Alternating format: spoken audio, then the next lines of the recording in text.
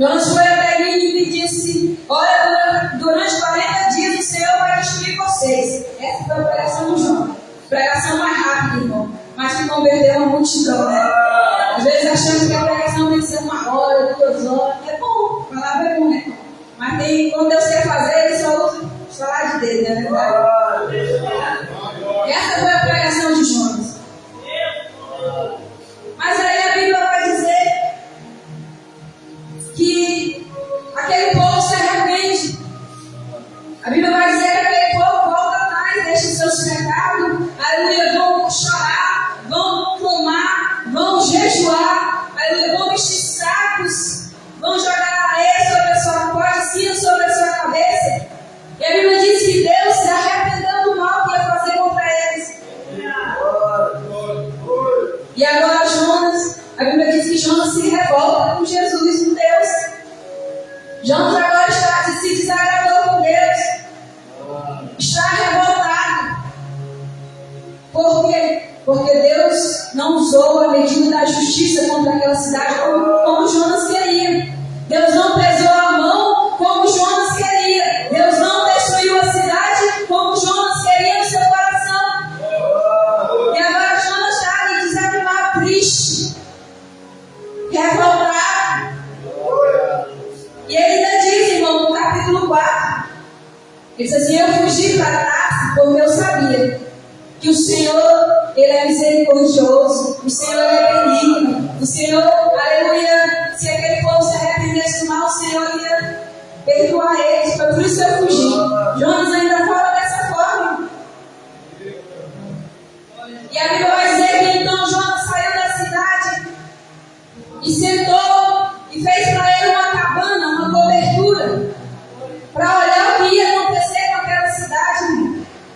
Veja que Jonas ainda tinha esperança que aquele povo ia errar, que aquele povo ia fazer algo de errado e Deus ia pesar a mão contra eles, que Deus ia destruir eles. Jonas senta ali e diz: agora eu vou esperar aqui ver o que vai acontecer com esse povo. Talvez Jonas sentou e disse: agora eu vou ver o espetáculo. Mas Deus não usou, irmão, da medida de justiça que Jonas estava usando contra aquela cidade.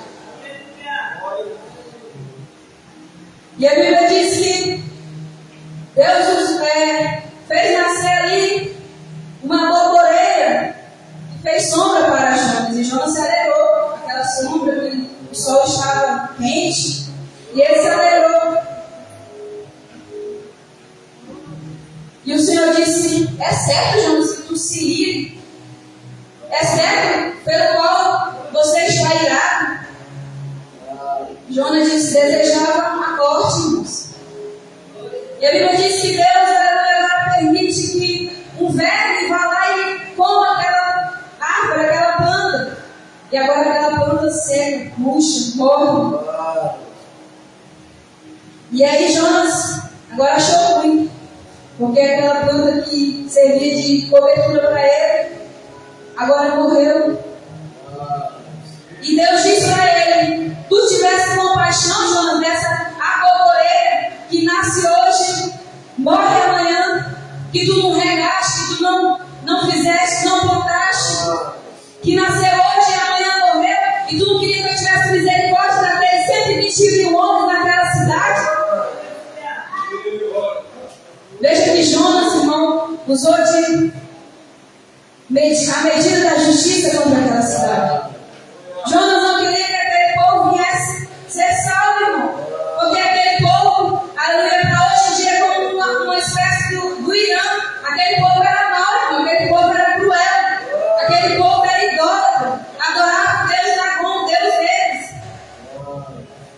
E Jonas não gostava daquele povo, porque aquele povo era mau. Então Jonas queria que Deus viesse cumprir a justiça para com eles.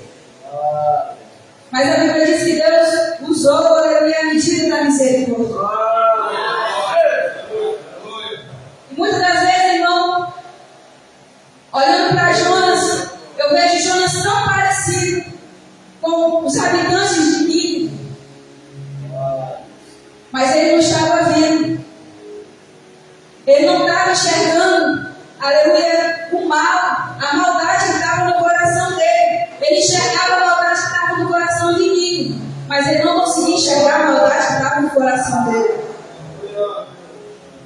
Então, no seu coração, no coração de Jonas, ele carregava 2 pesos e 2 medidas.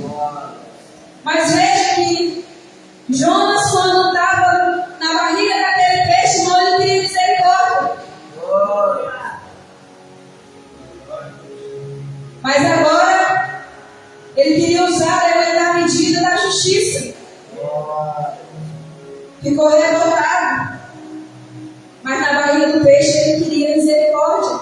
E recebeu misericórdia. Mas agora Jonas estava chateado porque viu um povo alcançado, irmão. Viu um povo alcançado pela misericórdia de Deus. E Jonas esqueceu que um dia também foi alcançado pela misericórdia de Deus. Uma coisa, irmão, que nós não devemos esquecer. Aleluia, de usar de misericórdia para com aquele que está lá fora. Porque muitas vezes julgamos, não é verdade? Mas esquecemos que um dia nós estávamos da mesma forma, ou até pior. E nós fomos alcançados pela misericórdia de Deus. Jonas esqueceu que foi alcançado pela misericórdia de Deus. Mas agora ele não queria usar a misericórdia. Então que nós não venhamos caminhar com 2 pesos e 2 medidas. Mas que nós venhamos andar com a medida da misericórdia, com a medida que queremos para nós, devemos também querer para o outro, irmãos. Porque uma coisa é certa: as pessoas vão errar comigo, as pessoas vão errar com você. Isso é certo, é verdade, também já passamos, também já erramos com alguém. Quando nós erramos, nós não pedimos perdão, pedimos misericórdia. Então as pessoas vão errar comigo e com você. Mas não use pesos, aleluia, diferente. Cuidado com o peso que você vai medir para com aquele que errou com você. Porque quando se fala, irmão, em peso, aleluia, no Evangelho, aleluia, se fala da cruz de Cristo. Porque só existe um peso, irmão, a cruz de Cristo. E também só existe uma medida, a porta estreita. E é bem verdade, irmãos, que quando a cruz começa a pesar, muitos querem, aleluia, tentam aliviar o peso da cruz. É bem verdade que quando, aleluia, o caminho está apertado, está difícil, aleluia, a porta está estreita, aleluia, porque nós estamos ainda com a bagagem, aleluia, nós ainda estamos carregando coisa errada, estamos com fardos desnecessários, queremos enlarguecer a porta. Mas nessa noite eu te digo, irmão, só existe um peso, a cruz de Cristo, e uma medida, a porta estreita. E é essa única medida, e é esse único peso que levará eu e você a salvação da nossa alma. É esse peso que levará, aleluia, a salvação da nossa alma, a vida eterna. Então não use de 2 pesos, porque no Evangelho não tem. Vemos também, irmãos, aleluia, na parábola dos trabalhadores da vinha, a qual relata em Mateus capítulo 20 em diante. A Bíblia diz que um homem, aleluia, porque o reino dos céus, começa dizendo, é semelhante a um homem que saiu para contratar empregados para trabalhar na sua vinha. E ele se levantou cedo e ali contratou os homens para trabalhar na sua vinha. E logo na 3ª hora, a Bíblia diz que ele saiu novamente para contratar mais homens para trabalhar na sua vinha. E novamente na 6ª e 9ª hora, ele se levanta novamente e vai contratar mais trabalhadores para a sua vinha. E quando chega a noite, ele chama o seu servo e diz: fazer o pagamento do derradeiro ao primeiro. Pague, aleluia, comece pelos primeiros, pelos últimos. E ali aquele servo começa a pagar pelos primeiros.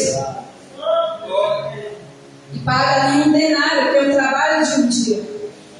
E aí paga aqueles que foram contratados pelo meio-dia, um denário.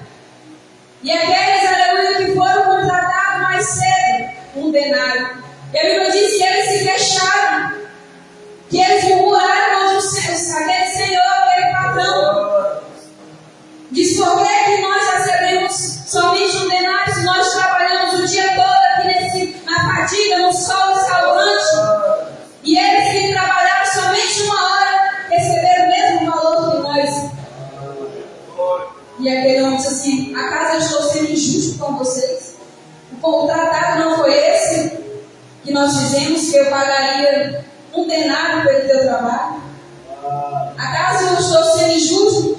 Aleluia, dar o mesmo valor a estes que chegaram, aleluia, por último. E a Bíblia diz que os primeiros serão os derradeiros, e os derradeiros serão os primeiros. E o que é que nós aprendemos aqui, irmãos? Que isso representa o reino dos céus, essa parábola, não é verdade? Ou seja, no reino dos céus não tem primeiro nem derradeiro. Não tem aquele que chegou primeiro, nem aquele que chegou por último. Não tem aquele que tem 20 anos, 25 anos, 30 anos de evangelho, e aquele que tem 1 ano de evangelho. No reino dos céus não existe isso, irmão. Não existe quem chegou primeiro, nem quem chegou por último. Aleluia, o Senhor dá a mesma medida para cada um. Aquele homem usou a mesma medida para cada um. E assim é Deus, irmão. Ele usa da mesma medida para aquele que tem 20 anos. E para aquele que chegou ontem, hoje, para aquele que tem 1 ano. Assim faz o nosso Senhor. No reino dos céus não tem maior nem menor.